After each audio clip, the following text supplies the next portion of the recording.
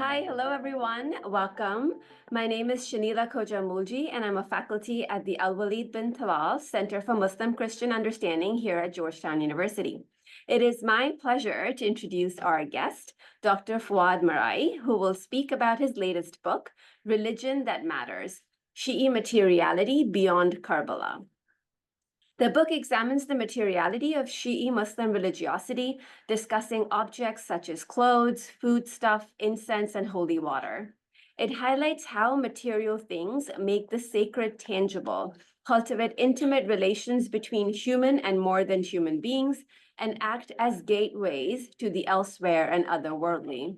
Dr. Marei is a research fellow at Lund University in Sweden. He specializes in Middle Eastern politics, religious studies, and Islamic studies, with a focus on Shi'i politics and religion. Dr. Marei will speak for about 35 to 40 minutes, and then we'll have a chance to engage him in a conversation. Thank you for joining us.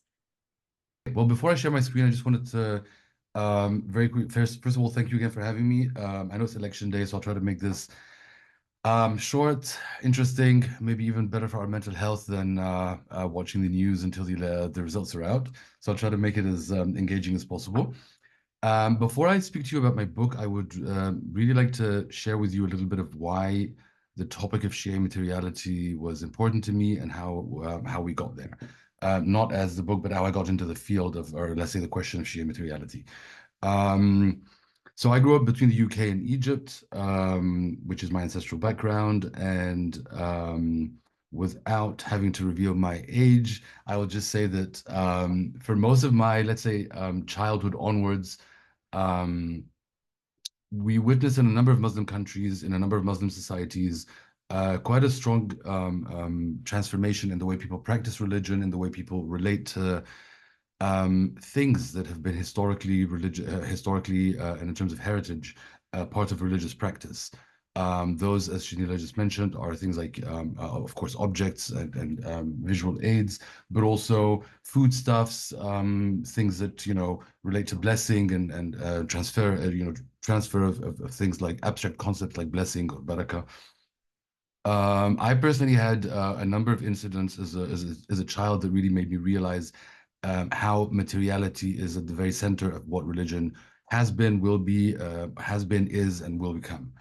One of the incidents that really drove me into this project, and I'd like to share that very briefly with you, is a discussion that I was being scolded by, let's say, Salafi youth at the time for keeping a Quran, a copy of the Quran, which is handwritten, silver-plated or silver-coated, that dates back a few generations into my family.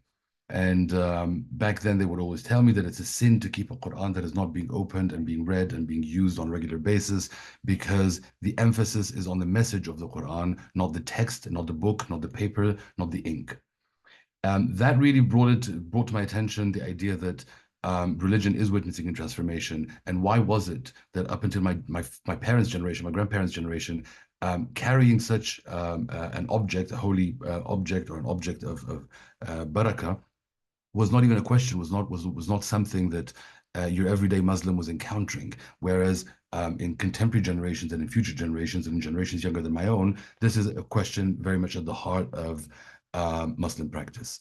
So basically what I wanted to, so this really brought me into the interest of what kind of objects and things and sounds do people take seriously, and what matters in that regard, and hence also why I decided to rename the book into Religion That Matters.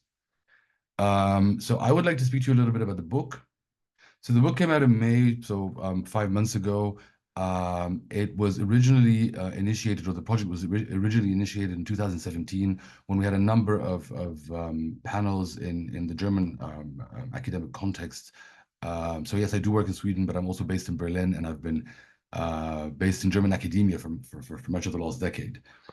So we had a number of panels in 2017 on Shi'i studies. And from these panels, the question of materiality came up and the objects. However, the project was very much embedded in the German literalist tradition of Islamistic or Islamwissenschaft, so Islamic studies in the German sense. The project was at some point abandoned, and I picked it up again with my colleague Yafa in 2020. And there we decided to shift the focus a little bit towards what we know in the in the English-speaking world as religious studies or anthropology of religion. So the focus shifted from the fiqh, the jurisprudence of materiality, more to the practice and the lived experience of materiality. So the book comprises of 12 chapters, which was an unintended cipher, if you may, to the 12 imams of the 12-verse Shi'i faith. In addition to an introduction, which was quite lengthy, and we prepared it as kind of a programmatic intervention in the field itself, and not just an introduction to the book. The book is also highly illustrated. It has more than 100 illustrations, which was also an intention of ours because we obviously wanted to show the material aspects of the religion in as material of a form as possible. It covers quite a very large geographic and demographic focus, with chapters covering Albania, Azerbaijan, Iran, Kashmir, and a number of Arab countries of the Persian Gulf, as well as, of course, Iran, Lebanon, and Turkey. So the focus of the empirical focus of the book are different subgroups within the 12-verse Shi'i tradition. So there's the 12-verse Shi'i tradition in the sense of the Ithna Ashri, the majority 12-verse Shi'ism, Ithna Ashri, but also the Alawi, and Bektashi offshoots. So one of the only things that these communities share in let's say across the board is the belief in the imamate of the 12 imams. So we did not tackle Zaydi Shi'ism, we did not tackle Ismaili Shi'ism, and we also did not tackle other forms of course, Sunni Islam, but also Ali devotion within Sunni Islam. With the aim that we wanted to do was to theorize from below. So really look at how, the starting point was we encouraged our authors to look at how Shi'i materiality is being practiced and experienced, expressed and experienced, what matters in the sense of the forms that people transfer abstract concepts or transform abstract concepts into tangible and sensical manifestations and expressions, but also experiences, and then to theorize from that, what does that mean? So what I'll present to you today is the introduction. I'll be making references to different chapters, but mostly what I'll try to do in this presentation is to present you with what we extrapolated in terms of theorizations or in terms of making sense of all of these material manifestations that the 12 chapters discuss. But let me first start by explaining the original title of the book was Beyond Karbala. We kept that in the title in one way or another, and I wanted to briefly engage with what we meant by Beyond Karbala. In our sense, we meant Beyond Karbala in three different ways. First of all, that we wanted to experience or to study the experience of Shi'ism beyond the traditional heartlands of Islam in general, but Shi'i Islam in particular. So we wanted to focus less on Iran and the Persian Gulf countries, as you see in the chapters, and try to shift the focus a little bit on less explored demographics and geographics. So you may wish, if you may, call it the peripheries of Islam, but also chapters on Shi'i diasporas. The other aspect that we wanted to do was to transcend the focus, the traditional focus that Shi'i studies has, especially the study of 12-verse Shi'ism, on Muharram rituals, the rituals that take place during the first month of the Muslim calendar, and which emphasize ritual mourning. So we wanted to look at other rituals and other experiences of Shi'i materiality, of course, not completely excluding Muharram, but shifting the focus away from this prime time of Shi'i ritual practice. And the third thing was we wanted to move beyond a paradigm, a conceptual paradigm that has really dominated Shi'i studies for quite some time, which is the Karbala paradigm. The paradigm that emphasizes this dichotomy between Shi'ism as a quietist tradition, Shi'ism as a political tradition, Shi'ism as a tradition that accommodates existing politics, and Shi'ism as a religion that overthrows or calls for revolution against established politics. So we wanted to part with that and look at religious rituals irrespective of this binary, which has, of course, been very useful in many ways, but has also been quite limiting, in my opinion, within Shi'i studies. So we wanted to study basically the relationship between religion as a set of beliefs, but and the material and or the matter, the material things that make these beliefs, these abstract beliefs, tangible, graspable, and sensible to the human senses. So we're looking very much at the tangibility, the multisensorial life worlds, and we wanted to also explore the relationship between human beings as the center of most social sciences, but also of most modern religious thinking, and the more than human, of course, everything from God to the imams to, and that's why we also use the term more than human, because we don't want to use the term divine or sacred or any of these kind of expressions that also have their very particular Christian theological context. So we speak about more than humans, anything from deity being God to the more than human figures that are the imams. But we also wanted to focus on the inanimate or the non-human. So basically a trilogy between the human, non-human, and more than human.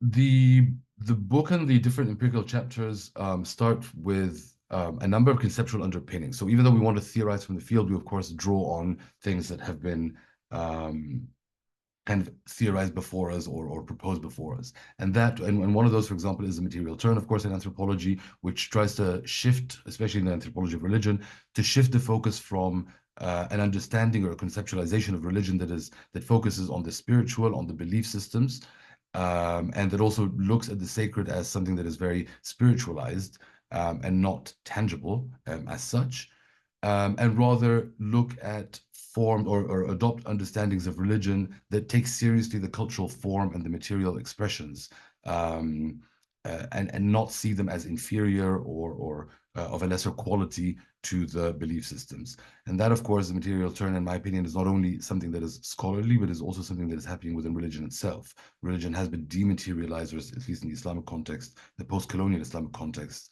There's been an urge to kind of dematerialize and the expression and practice of Islam, and we see that there is actually an undoing of this now by focusing once more on the non and more than human aspects. The second one is what I first referred to in the book as post-anthropocentric, and here I have been reconsidering that a little bit.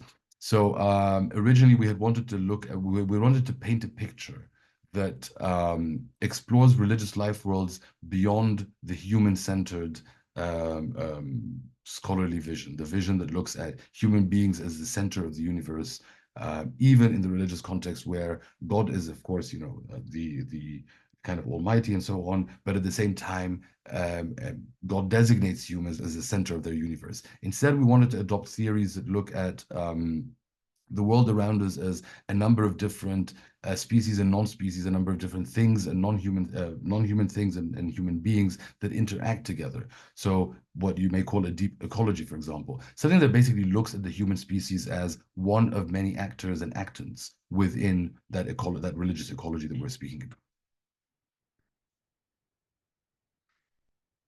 So we came up with, or in the introduction, I kind of outlined 3 different aspects that the 12 chapters kind of feed into or lead to.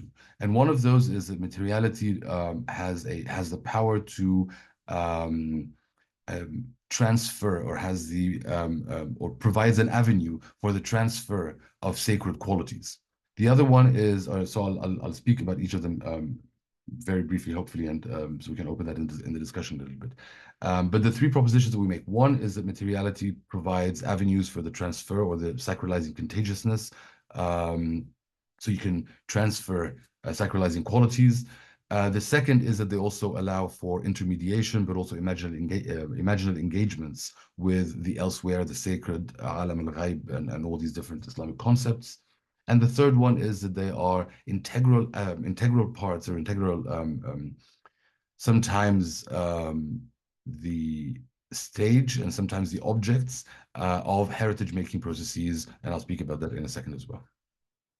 So the first aspect that we come to kind of draw on or to find out from our empirical examples is that material things and less thing-like materiality. So everything from objects to sounds to smells, they allow through direct physical contact for the transfer of talismanic or sacred qualities from one era to another, from one person to another, from one sacred person or object to other non-sacred objects or lay objects and lay persons, which is of course the kind of Islamic ritual of tabarruk. But it also, and this was quite an interesting finding that we also look at inside some of the chapters, is that it also allows for the transfer of these talismanic and sacred qualities, not just throughout time and between agents, but also between the different worlds. And that I'll speak about in the intermediation and imaginal engagements. But it basically allows one to carry a certain barakah or a certain talismanic quality from, let's say, the elsewhere to the other world to this world, or to take it from this world to the next world. So it kind of creates a porous boundary between all of these times, temporal boundaries, spatial boundaries, but also the boundary between the this and the here and now and the thereafter. The other thing is, and of course, this takes place through some sort of corporeal engagement where the body gets to engage with an object of some sacred quality or that transfers sacred quality through a number of different rituals, from touching to rubbing, and all sorts of different rituals. We also look at we shed light on some of the sacralizing contagiousness that objects may the sacralizing contagiousness of objects through ingestion, through not just external corporeal engagements, but also by allowing these objects to enter the body itself. And in all of these cases, objects are considered to be sacralizing in some form because they have either been in direct physical contact themselves with something or someone who is sacred, or because of the intention or purpose of their creation by the people that create them. So we've spoken about corporeal engagements that are external, corporeal engagements that are internal, but we also, in some of the examples, engage with corporeal engagements that involve the act of doing. For example, the rituals of bloodletting or votive acts of cooking and cleaning. So moving to the next point, which I had kind of alluded to very quickly, which is intermediation and imaginal engagements. So we understand also here materiality is not just symbolic. So the barakah that an object carries, we do not see it, or we do not, or what we learn from our fields is that people do not see it as just symbolic or representative of the sacred, but that it actually embodies the sacred. And therefore, it can also act as a physical gateway to the sacred. So in one of the pictures that you saw earlier, you see there pilgrims at a gravesite where they put their hands into the soil of the grave of a saint. And by virtue of believing, so here's where belief and embodiment come together. So by virtue of believing that this saint resides in heaven, they therefore believe that they can physically, imaginally engage, and here I use both physically and imaginally, engage with that heaven by actually physically putting their hand into it. And that therefore becomes and therefore the prayers that they make or the wishes that they make are closer to heaven and closer to the elsewhere. We also do know that in various different religious traditions, and here I refer to the Sunni tradition, to the Coptic tradition in Egypt, also to the Jewish tradition, where these physical material objects and places can also act as a gateway to communicate with the elsewhere. For example, in Egyptian cases that I've been privy to, Sunni and Coptic, and of course in the Jewish case that we know, there is a ritual of writing letters to the elsewhere and depositing them either in the grave of a saint or in the Western Wall in occupied Jerusalem and otherwise. So basically, what we find is that materiality allows for the presence of the other world in the this world, and therefore the ability to communicate with it. In the chapters of the book, we get examples from the Well of Requests in the Jamkaran Mosque in Qom, in Iran. We also get we have an entire chapter on the rituals of Mid Sha'ban or Shab Bara'at in Srinagar in Kashmir. And in both cases, we see rituals where the faithful or the believers write letters to the 12th Imam, to the awaited Messiah. They write letters to the awaited Imam and either deposit it in the well of requests in Jamkaran in Iran, or they put it with candles into the waters of the river in the lake in Srinagar, Kashmir. So there, they really create a presence that allows for communication, direct communication. I mean, as direct as it gets, writing letters to the Imam. But it also increases the power and agency, not only of these things, but I mean, it gives certain power and agency to the other world that it connects us with, but they themselves then start possessing a power and agency of themselves because they lock us, they lock the human being in a relationship with the sacred. One thing that the book does not tackle, and which is currently my new work, is how some of the new digital technologies create also certain connections or allow for new ways of connecting materially through digital materialities with the elsewhere. So everything from SMS messages to the holy shrines, live calls to the holy shrines, with people that could not be there for the pilgrimage, for example, as you see in the first picture, in the second picture, and in the first picture, with people who are already dead. So people who are somewhere in the liminal stage between the this and the other world. And so in the picture, for example, in the first picture, you see there the shrine of Imam Hussein in the other world, the pilgrim in this world, and the dead and their dead father in the liminal stage of the barzakh between the this and the other world. So kind of allows for a whole new level of engagement between this and the other worlds.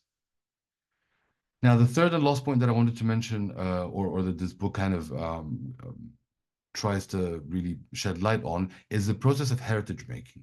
So in all of what I've just described, we're speaking about humans, non-humans, and more than humans. But what we need to figure out, what we need to understand is that there's also a process that involves different actors with different ranging powers and authorities and epistemic powers in particular, that canonize what is and what is not part of heritage, what is proper and what is not proper, what is improper. So we're speaking here about, notions of propriety, notions, and here is again where it comes, of course, the questions of fiqh, but also the very politics of what is and what isn't heritage and what gets codified and canonized as heritage. So we understand here heritage as kind of a backbone that creates transtemporal, transnational, translocal linkages that constitute the imagined community, that constitute the community of the faithful. And very usually these identities and these practices are canonized through ritual practices. Of course, in the kind of political sense, you have everything from elections, like election day today, or the national anthem, but the same with religion. Everything from specific dates to specific times to specific pilgrimage locations, and the specificity of time and place and object kind of create or allow for the politics of identification with one another and differentiation vis-a-vis the others. So the tangibility, though, and the perceptibility to the senses of these material, tangible and intangible material heritage allows for or gives a lot of emotional legitimacy, affective power, and things that you can take from one place to another and across times, as I mentioned earlier. So it grounds people, it grounds the ummah, the sense of community, in relation to its geography, in relation to its ecology, and in relation to its cosmology. But then the question becomes, what is and what isn't heritage, and who decides that? So these very complicated and very political and very contested processes of heritage making raise important questions about who gets to say what is heritage and what is not, how is heritage canonized, of course, what objects and what material forms are and which are not allowed to have a place in the heritage of, let's say, the Shi'i community as such, or a specific Shi'i community, or a specific community in a specific locality, and so on and so forth. And here I would like to present you with one example that two of the chapters refer to, but also that a lot of my work refers to. So one of the many subsets, but especially a very political subset of the Shi'i community is the community that is governed by what I said I wanted to transcend earlier, which was the Karbala paradigm. So the very political, very resistance-oriented, very revolutionary forms of Shi'i religious and political identification. And there you see very clearly, actually, And the reason we chose it, even though we wanted to move beyond Karbala, as I mentioned earlier, is because it's not only very visible, which a lot of heritage-making processes are in the Shi'i context, but also it's very political. It is very contested between the different Shi'i subgroups and Maraja and so on. And here you see processes not only of ritual practice, and not only of ritual practices that are very political and religious at the same time, but also in processes of museumification. So you get processes of I mean, in my case, in my work, for example, in the Lebanese case, but we also have Iraqi and, of course, the Iranian case, with deciding which aspects of Shi'i heritage and the political heritage of contemporary Shi'i communities gets to become or gets to be included or excluded from the process of Shi'i heritage making. And here, for example, we see different museums in Lebanon that canonize specific liturgical prayers over others because they emphasize a certain vision of Shiism and a certain vision of human history and cosmological history. And the same again, of course, since 2003 in the case of Iraq with the religious marja'iyya, or the religious clerical authorities, competing not only with the Iranian state, not only with Hezbollah, and not only with local tribes and families to identify and to decide what gets to become part of Shi'i heritage. And here, for example, a very interesting time and place to test this are the sacred shrines in Najaf and Karbala during the big pilgrimage of Al-Arba'in, where all of these different Shi'i forces get to share a time and place. With that said, so with the three big kind of, let's say, findings that the book makes, we try to propose a new approach to studying Shi'i materiality or materiality of religion in general. And there we make a few conceptual propositions, which is basically a summary of what I've been saying earlier. So the first proposition is to focus on the study of material things and less thing-like materialities or the semi-things, to focus on them as a tangible way to mediate and create the presence and power, the presencia and potentia of the sacred, but also to cultivate intimacy and to allow for ways to communicate and engage with the elsewhere. The second proposition that we make is that this tangibility allows us to see human beings as one of several species and one of several different constituents of the religious life world altogether. So removing the human, removing man from the center of the religious universe as we know it. And the third thing is to really focus on the ability of these material objects to instantiate and materialize things that are otherwise abstract concepts, but also to allow for their transferability. And one of the many ways of transferability, of course, is of course also commercialization and tradability. So everything that comes from souvenirs and so on is also one form of transferability of abstract concepts such as the barakah of a pilgrimage. As you saw in some of the pictures, bringing back foodstuffs from whether Karbala or Mecca or elsewhere. And then the second or the second set of propositions relate to the process of heritage making. And here we really try to draw very strong, or we try to make a very strong argument for the very political and contested nature, but also the actor-driven nature of processes of heritage making and the centrality of material objects. And one of the strengths of this book is that it has at least a third of its chapters deal with sound. They deal with different tunes, lyrics, and other forms of kind of audible or oral aspects of materiality. And here you see how people play with different tunes, how people co-opt different tunes in different ways to give them new political meanings and new functions in the processes of heritage making and in competing with one another. So as I said there, not four, I did lie. Three of the chapters relate specifically with sound in its different forms, as I mentioned earlier. So we have,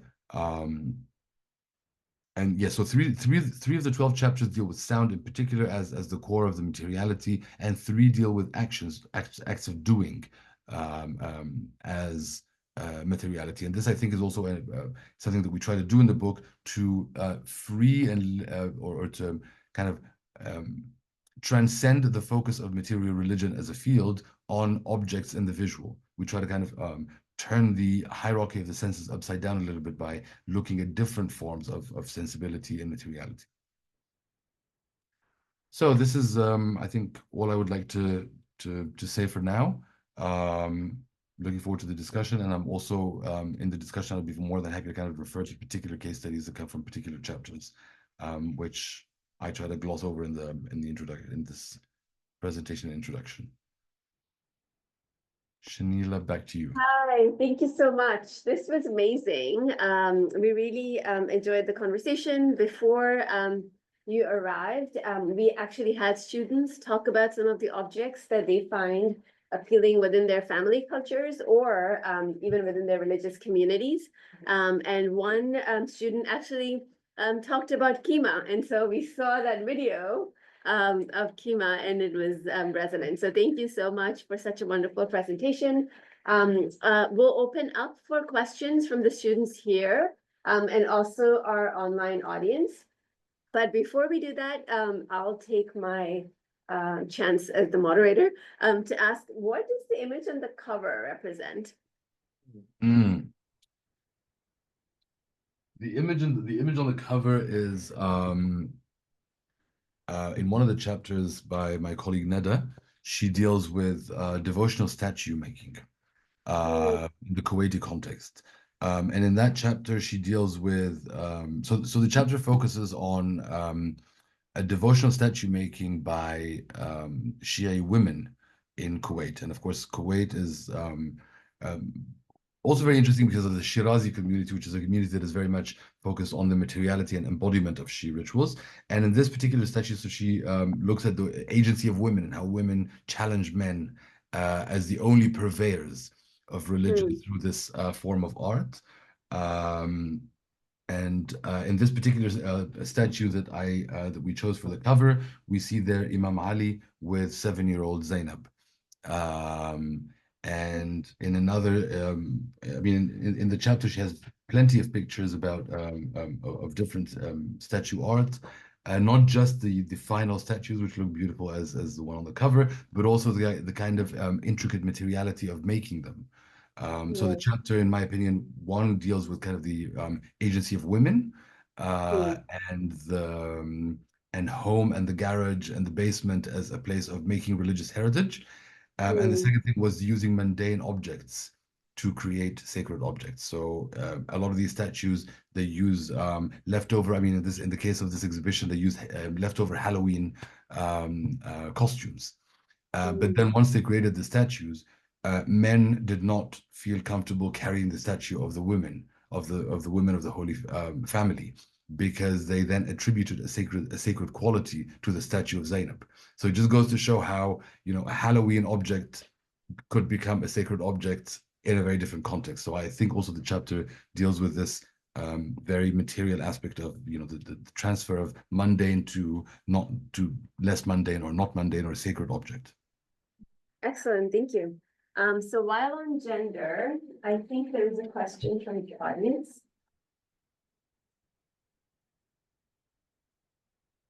So Mackenzie asks, my question is related to what role gender might play. I'm hoping someone might be able to expand this. Maybe in the ways in which relationships to material culture might be based on gender or even age. Yeah. There's been a number of gender-related findings that the chapters make. So one of them, for example, is what I just mentioned about the chapter on statue art, with men in certain societies monopolizing the role of the ritual purveyors, so the people that kind of recite the Quran or recite the Taziyah, at least in the public sphere, of course, because in the home sphere it's different. Women got to play other roles or got to occupy other roles, which allowed them to make a public presence despite kind of male domination and even objection to their occupation of such a big public presence. Another one, for example, is in the Lebanese case work that I've done on in southern Lebanon, which is, of course, now currently being flattened as we speak. There have been places where the material ritual of tatbir, or self-flagellation and bloodletting, is considered to be a very male practice, and women are then relegated, women and children in particular, are then relegated to either things like cooking the qaima, for example, for the for people who practice bloodletting rituals, um, or the vote of washing afterwards. That said, however, you will find women, especially women from the militant left, Islamist, or practicing Muslim women from the militant left, who want to occupy a place in these rituals. They will take their veils off and practice bloodletting rituals in the middle of the kind of public ceremony, causing usually an annual row. Therefore, always bringing to the forefront which rituals can and cannot be occupied by which subgroups of people in general, but especially women and children. Another thing to do with, since you mentioned age, I think is also very interesting. It was always a question with bloodletting rituals, which ones or when should a young boy start practicing something like bloodletting, like self-flagellation. And there you see a number of different traditions coming together. Sometimes, I mean, of course, we're not speaking about the entire tradition that prohibits bloodletting altogether, but within the traditions that allow it, you have groups that will say, I mean, men that will practice, or parents that will practice this on the firstborn son, or a son as they reach the age of kind of puberty as a rite of passage, so to speak. Okay, thank you. I'll see if any of my students have a question. Yes, I agree. Okay. Hello. So, my question is, you mentioned in Lebanon, as we're seeing sort of these Shia communities being directly involved in the Palestinian conflict. Especially I'm thinking of the recent passings of Sayyid Hassan Nasrallah and Yahya Sinwar. How are these sort of Palestinian figures, but also like the iconography of, let's say, like a kufiya, being incorporated into Shi'a materiality and culture, even though it comes from like a more predominantly Sunni background? So I think that's a very good question, very good question, because I think one of the reasons, I mean, I've worked on Iraq, Syria, and Lebanon for my research on Shiism, and then other things on my like in the Maghreb. But one of the things that I found very interesting about Lebanon is the borderness of this region, and how this region lies at the border, which is a physical, geographical, spatial border. But that border is also it does what a border does in the very intellectual and socio and kind of social sense, in the sense that it is a place for exchanges. So, for example, you just mentioned the kufiya. The kufiya never made its way from Palestine to the Lebanese context.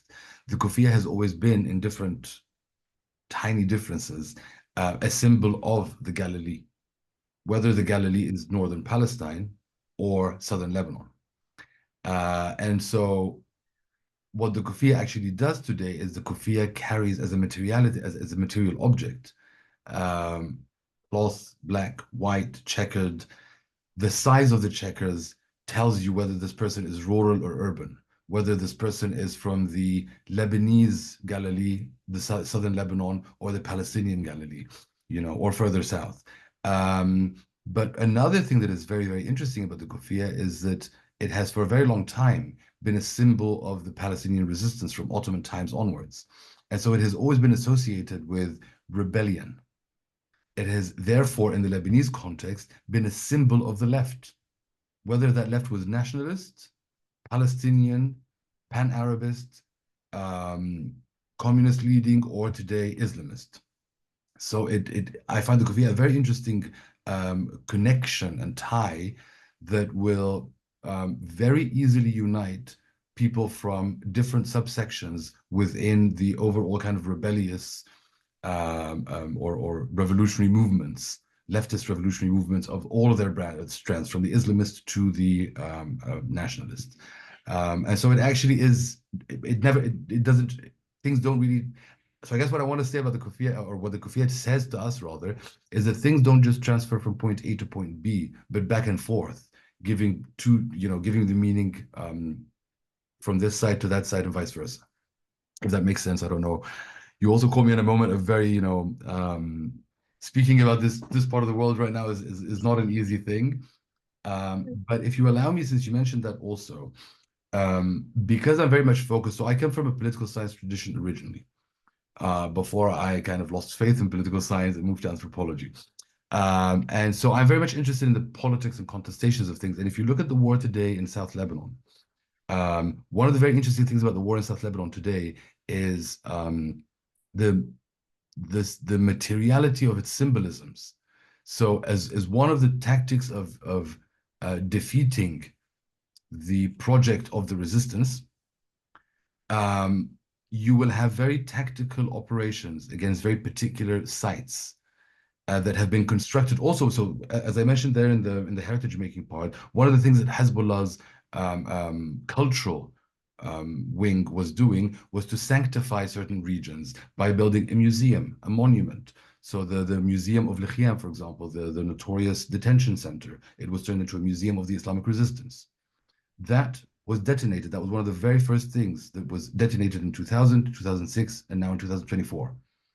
And same with the Iran garden. So it was a garden that was kind of, it had a very symbolic architecture to commemorate both religious aspects, and it was built on the shrine of one of the sons of Jacob. So it kind of connects contemporary Shiism with biblical figures, with the Iranian connection and the Islamic resistance aspect. And again, because it is at the very heart of the politics, this was the very famous incident where 3 Israeli soldiers went in, destroyed it, bulldozed it, and then put the Israeli flag up.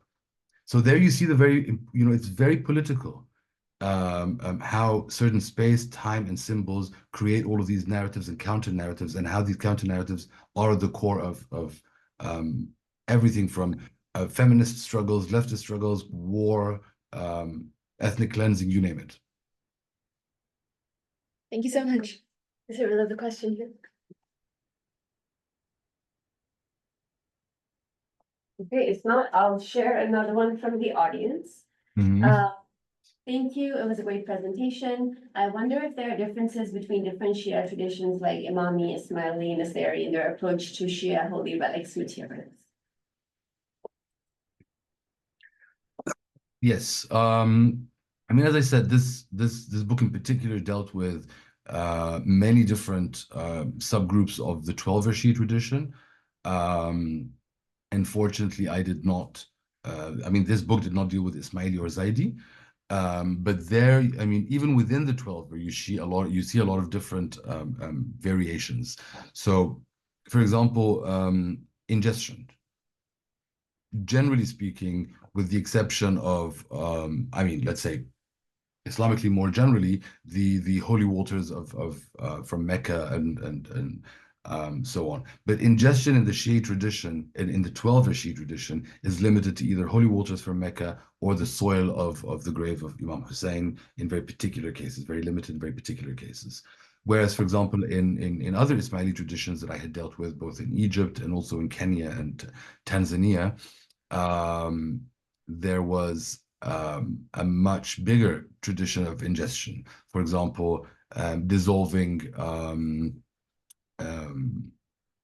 pulverizing, and dissolving holy texts that are handwritten throughout the centuries and ingesting them in order to kind of there you also again see the kind of the continuity of the abstract concept of barakah and how you can transfer it and how you can create a corporeal engagement with it.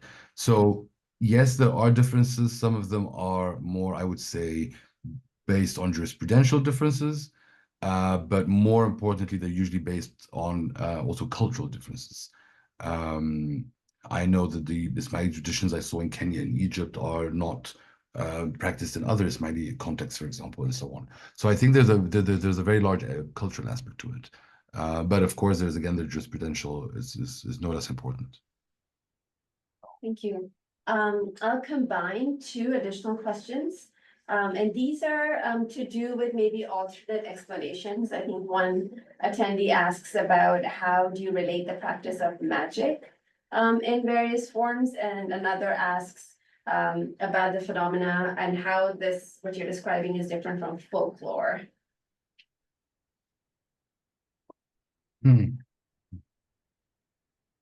Yes, I don't use that term. I just realized I see the question in front of me. I have not used that term in the presentation. You're very right. I don't use that term in the presentation because maybe I feel I'm not well versed in the literature on folklore. I'll give you that. But I always feel like in anthropological and political science literature, folklore seems to carry it seems to be presented as something that is inferior to real knowledge. It has a, let's say, popular versus learned background. You know, it's almost like you're juxtapositioning the two, and that is one of the reasons that I personally don't deal with it much. That said, I'm not well versed with the literature, so there might be you know, more progressive ways at looking at folklore and anthropological studies, but I don't.